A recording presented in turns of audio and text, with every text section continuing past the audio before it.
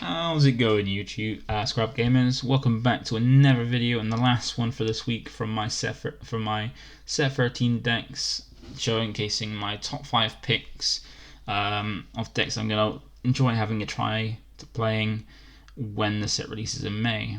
So with this one, we're going to go over the Aggro Syn Shenron. So I'm going to get into it, go over the deck list and leader and stuff, individual cards, and then go over some combos as well with the deck.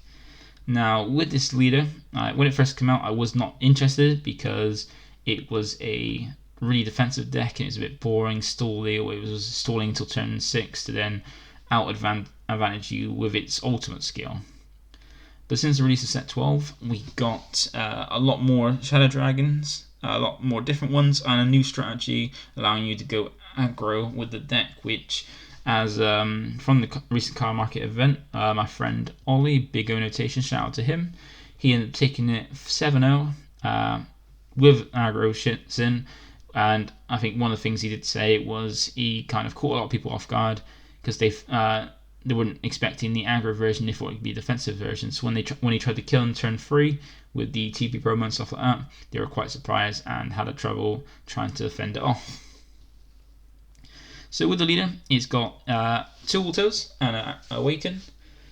So the first auto is when this card attacks, look up to 5 cards from the top of your deck, add up to 1 Shadow Dragon card among them to your hand, then shuffle your deck. This allows you to add a lot of consistency to try and find the Shadow Dragon you want. So if you're looking for the Omega Shenron as a Zorb, you can grab that. If you're looking for a ball, you can grab that. Or if you're looking for a specific Shadow Dragon, you have a chance to grab it from the top 5. And sometimes looking for a Shadow Dragon rather than just drawing a card can be handy because you get more of a choice out of top 5 than just drawing a single card. And it's got another auto of when at the end of your turn, choose up to 1 yellow Shadow Dragon card in your battle area and switch to active mode. So some of them have blocker and stuff to allow you to restun off attacking with them to then block to be defensive, to allow you to survive until you turn 3 kill turn. And also another thing as well is it allows you to untap a Shadow Dragon if you tap with it, so your opponent can't attack over it. Because as you know, if you've been playing Dragon Ball, you can only attack battle cards if they're in rest mode, unless the card you're attacking with has a skill that allows you to attack them in active mode. Now, its awaken is when your life is at 3 or less, so quite low down, or if you have a yellow unison card with a specific cost of 4 in play, which we don't play as you can see in it, you can draw 2 cards and switch it to 1 of your energies to active mode and flip this card over. So it's a very strong awakening, allowing you to draw 2 and untap 1, which is very useful. Then on its awaken side, and also it's very easy to get yourself down to 3 life in this deck with some of the Shadow Dragons, which we'll go over as we go through it. Now on the front side, it's got the auto of when this card attacks, draw 1 card, stand on most awakened leaders. It's got a similar auto to the second one on the front side, but instead of restanding 1 Shadow Dragon, you restand all your Shadow Dragons in your battle area. So if you swarm with a wide board of them and attack with all of them, you then restand all of them at the end of your turn, meaning that if you awaken, you've got a lot more card. You can restand everything to defend with or have more combo power to survive until next turn. The activate main, which isn't the focus of the deck, but if you do end up getting stalled, if your opponent is defensive and allows you to get to turn 6, you have this as an alternative option, which is you tap for 6 energy, being all yellow energy. You play up to 7 Shadow Dragon cards with different card names in your drop area. So you've got more than 7 different ones with different names on it, because it goes for the card name at the top, not the character name. And you can have a load of. If you do get that turn 6 and get 7 out, you're winning. Easy peasy. Now, to ensure this deck's consistent, we have Ice Shenron. It's a counterplay, which it can be useful where if your leader card is more yellow, play this card, and the card being played is being played in rest mode. Now, as my friend Ollie said when he did his deck profile, this doesn't specify what kind of card. It could be any card, be a unison or a battle card, which is really strong. I think he said he had it where his opponent was played a unison, he countered this to put the unison rest, so he couldn't attack with it, and it surprised them a lot as well with that effect. And it's 2 energy, but it's still handy if your opponent's tapping like 4 and stuff, or 3 or 4 for the unison, or the unison has a strong effect when it attacks, like say the yellow Vegeta unison that can give itself double strike and dual attack. Stopping that could be quite key. But the main reason we have it in the deck is as our activate main for 1 yellow, you discard this card from your hand, and you play it to 1 Shadow Dragon card with energy cost of 1 from your deck with a skills negative for the turn, then shuffle your deck. This doesn't mean you're going to be your turn 1 play to grab any one of the 3 balls we play. And the good thing about this is it technically makes itself an extra copy of each ball. So it means that, as you can see, we play 2 copies of each ball, and along with this, it technically means you're playing 6 copies of each ball. And the other card that is crucial for the deck to add consistency is Oceana Shenron the Animancer. It's a barrier blocker, which is only really relevant for if it's on board or if it's copied by a Mega, which we'll go over in a bit. It's got an Autos Watch, which is handy for a Mega, which when this card attacks, you choose it to 1 of your opponent's battle cards and switch to rest mode. And if that card you switch to rest mode, if the card you switch to rest mode has an energy cost of 2 or less, then you KO it. So it's got some removal built in, but then it's nice the fact that you can tap something down. So if your opponent has blockers on, swing with this, your auto goes first before blockers. You can tap that blocker down so it can't block. And then you have the active main for 1, which is active main burst 1, which means you send the top card of your deck to your drop, and you discard this card from your hand. You look up to the top 5 cards from your deck to from the top of your deck, and add to 1 mono yellow Shadow Dragon card with energy cost of 8 or less among them to your hand. And then you can activate, then you shuffle your deck, and you can activate main skills on copies of the card for the turn.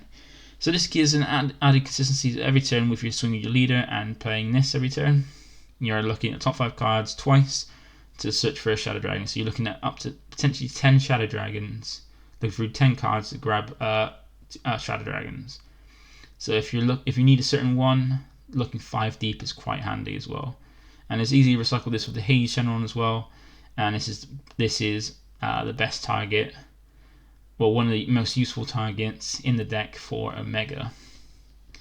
Now in the deck we played a Syn Chain, but we only got from the 1-star to the 4-star because the 9-drop is more of a defensive card and handy, but in best of 1 it is handy to main the 9-drop because there's you can't side deck a card, and the 9-drop is handy for some strategies. So in a best of 1 format I would main the 9-drop, but in a best of 3 I would side the 9-drop for the matchups where it could be useful for, like for example Broly BR and such like that.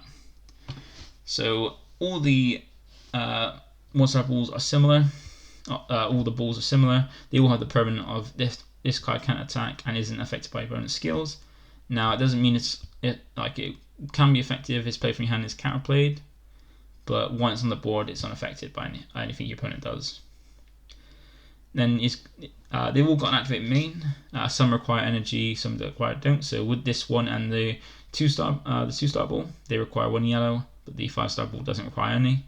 Where if your leader card is a Shadow Dragon and you place this card in its own drop area, you choose it to 1 card of the character that's on the pitch on the card. So in this case, Shenron for the 2-star, Haze Shenron for the 5-star, Ray Shenron. You choose it with energy cost of a certain amount. So for this one, it's between 2 and 4. With Haze, it's 2 and 3, and for Rage, it's 2 cost 1. From your deck or hand, play it and shuffle your deck if you look through it. So this is mean you want to grab one of these 3 turn 1, depending on the situation. So if you want to lock your leader down for a turn, so if say you play against Kick Piccolo, you want to lock your leader down so he can't swing and then flip over a life to help him awaken quicker. If you want to aggress your opponent down with critical and also grab back an Oceana Shenron that you've used the turn before, you can get the 2-star ball, which then gets the Haze, which you can grab it back. Or if you want to start taking your life and put some more quick pressure on, you can get the Rage Shenron to allow you to take some life and help you awaken quicker. Now the benefit of the 1-star ball is Syn Shenron the Shadow Dragon leader. It's a 4-cost 19k blocker with two autos. The first one is when this card is removed from your battle area by an opponent's skill, draw a card and play back the ball that you play with it from your drop. Now this doesn't come up that often, but it just has a benefit. If your opponent removes it by a skill, you replace itself by drawing a new card and get the ball back to go do it again next turn. And the main reason we want it is because of its second auto of when this card is played, you choose one of your opponent's leader cards in rest mode or battle cards with energy cost of 4 or less in rest mode, and that card can't attack until the end of your opponent's turn. So being able to stunt your opponent's leader, unless they can awaken, because if your opponent leader awakens, it becomes a new card and this effect comes off. But if they can't, it's a good way to prevent your leader from swinging, and a lot of times with most decks, The leader's swing is how they gain advantage by either drawing a card or getting a search or something like that. And just being a 19k, swingers can be handy as well, and then untapping to be a blocker to help defend the last until your turn for replay. Now, we've already covered the 2-star ball, technically going into the 1-star ball, so there's no need to cover it. But we have the Hate Shenron, the Poison Mancer, we have 3 of these. It's critical, so it allows you to apply crit pressure and aggro, so it means your opponent's either wasting cards in hand to not take the damage, or they're taking it and not getting anything from it. And it has the good effect. It has a really good effect. It's also, when this card is played, you add it to 1 Shadow Dragon card with energy cost 4 or less from your drop area to your hand, which is most of the time, which your main target's going to be Oceanus, but you have other targets as well. It could be strong, like either the Oceanuses, or maybe even the Ice Shenron to grab a Never Bullseye, Never Chain, potentially, or as well Nova Shenron as well. And then the next Haze one, we have the full Haze line, which is Haze Shenron Venomous. This is one of the best cards that we guarantee play for, because it deters any deck that can play battle cards that are more than their energy from wanting to attack unless they have barrier. So it's a double strike, 4 cost 20k. It has an EX Evolve for free to play on a Haze Shenron with energy cost of 3 or less. So with the free drop and the 4 drop, you can swing 15k crit with the free drop, apply some pressure, and then free evolve into it, which then untaps itself because of its first auto of when this card evolves into a card. Switch this card to active mode and you can't play copies of this card for a turn.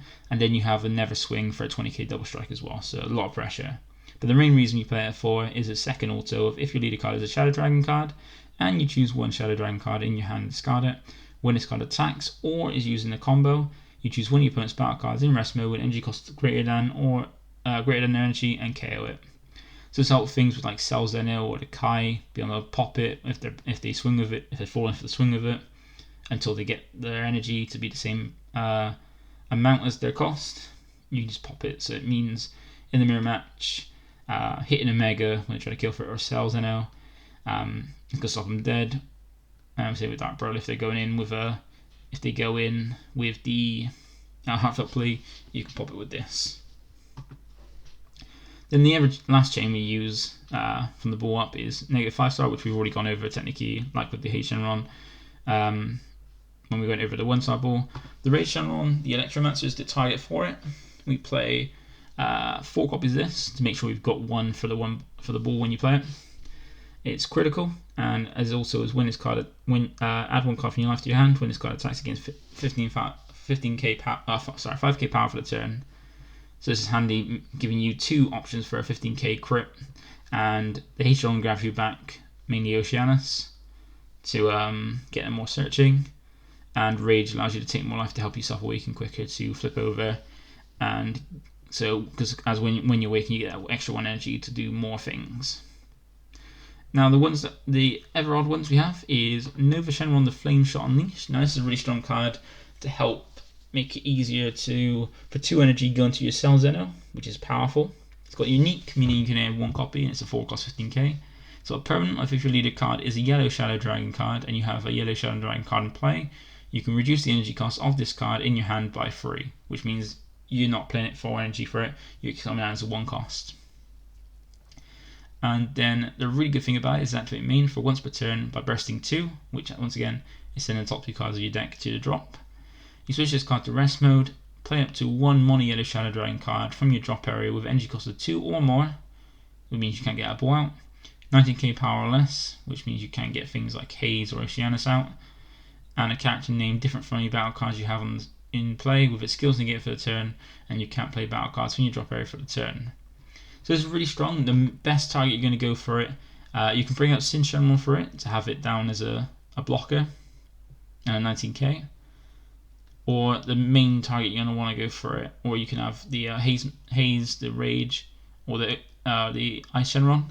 They're mainly there for just beat sticks, well apart from the Rage Shenron because they have no skills, but the main one you want to go for is the next one being Surprise Attack Neutron Shenron, because even though it's not skills negated for the turn, when it comes to your opponent's turn after that, it skills alive. And Surprise Attack Shenron is really good, being a double striker if you need it. Ignore its EX Evolve because you're going to be playing often. If you do play it, you're going to be playing it off of the Nova. It's got also if your leader card is yellow, which your leader is, when your opponent plays a battle card or unison card, you may choose that card and switch to rest mode. If you do, negate your skill for the turn. So that's really strong in that any point when your opponent plays a battle card, be it hard casting it, being by effect, you can choose it and put it in the rest mode, and you get the option to choose when you want to use it as well. So sometimes you might have someone drop an overrealm like Secret Identity to kind of get rid of it. You can then go, okay, since you're going to be targeting it to get rid of it, I'm going to use the effect to put it in rest mode. Or like as Ollie explained, when one of his turns he had both this and a 9-drop for a Dark Banisher Fu, to use 9-drop Fu to take the effects off it, so you only get the warp card for that one use of skill, and then this card put in rest, so they basically just tap that 4, warp their drop to do nothing essentially. You play 2 copies to have it more likely you're going to mill one out, or more likely to see one to bring off a Nova. And then the big bosses we have in the deck is, first one, Omega Shenron Allies Orb. This is one of the main things that allowed the deck to be aggro, because there's 8-drop 30k, but you're not going to be paying that much for it, and it's got unique, so it means once you have one on board you can't play another unless you get rid of this one. So 2 activate mains. The first one, for 1 yellow, you choose 1 mono yellow Shadow Dragon card with energy cost of 4 less in your battle area and place it in your zone's drop area. So it means you can't get rid of a one on the board or the Omega Shenron from your board to play it.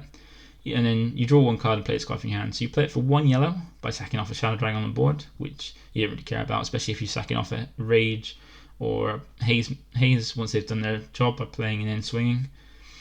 And it replaces itself, so you're not losing anything from playing it.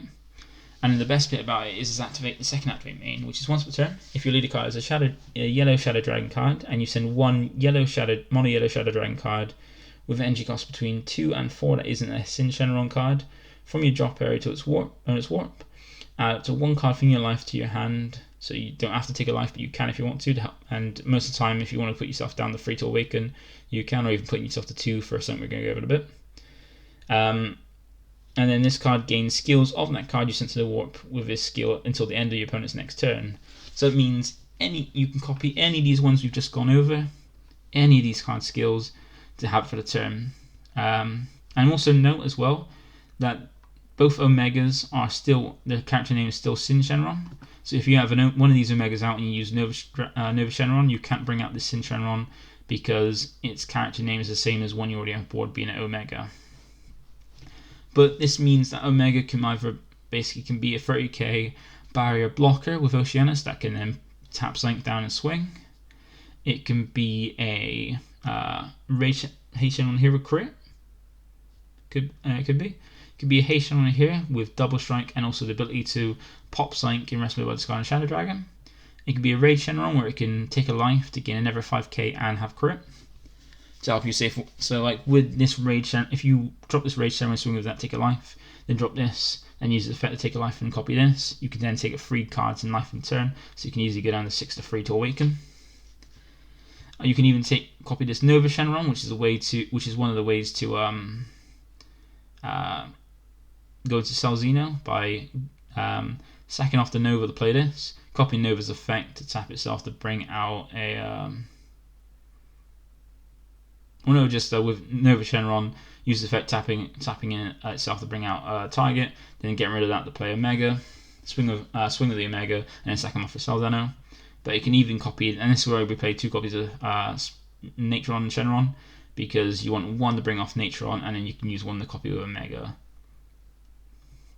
But yeah, or even you can copy with this Oceana here, which has dual attack, to make it a dual attacking 30k as well. So it's very strong. So you've got a lot of use in the crit pressure for aggro, defensive if you need be, and removal for Oceanus, and Oceanus here to put yourself, if you want to put your opponent down from 4 to 3 to kill him with Omega, you can, or if you're putting down 5 to 4 for Salzeno, or just put him down from 3 to 2 for Haitian so you can kill him with double strike. And then one of the boss finishers for the deck is the TP Omega Shenron Neon Shadow Dragon. Similar to Omega, it's unique, so you can have 1, but it's got triple strike, which means it can do 3 damage in 1 hit. And it's got active mains, where for 1 yellow, if your leader card is a Shadow Dragon card and you have 3 or more energy, and you send 7 mono yellow Shadow Dragon cards from your dropped area to your warp, you draw 1 card and play this card from your hand. So once again, both Omegas can be played from your hand for just 1 energy, but this Omega requires you to warp 7 Shadow Dragons from your drop, which is easy enough to do because the Shenron discards itself to bring out the ball, which you can normally do turn 1. The Oceana is discarding itself and bursting 1, and this Nova is bursting 2 as well. And also this Oceana is here for its skill, is a burst 1 as well. So it's very easy to filter your drop to drop this, and you should have it live by turn 3 easily. And there's another option to finish if you haven't got Salzano as well. And the last Shadow Dragon we have is Oceana's Shenron, so spirals. So this one has dual attack, so yeah, the Omega can copy its skills to gain dual attack. And it replaces Zarbon in the deck we used to have to give yourself a bit more defense to help you restand blockers with its auto of burst 1. If your leader card is a Shadow Dragon card and it's your opponent's turn, when this card is using a combo from your hand, choose up to 1 Shadow Dragon card in your battle area and switch to active mode. So one good way to survive turn 2 to make sure you get turn 3 is with dropping Omega, copying Oceana skills, swinging, tapping, and potentially killing something down. End of the turn, your leader untaps the Omega, and it's got a barrier blocker from Oceana. So barrier means it's harder to get rid of, and blocker means you got a 30k blocker on turn. And to survive multiple hits, you can combo this Oceana on the combo to burst 1 and restand it to have it block more times, which is handy. So it allows that bit of defense to help you get to turn 3 for your kill turn to make Omega live. And then for the non-Shadow Dragon cards we have 4 Krillin super combos, best super combo really for the deck, because not only does it draw you to, like, you can easily get down to 4, but it's got the handy effect of being able to dig for, like if you're digging for Cell or the Pan we're going to go over in a minute, or one of the Omegas, then or if you want some of the targets for the balls back in the deck, this can easily do it and allow you to draw 2 new cards as well.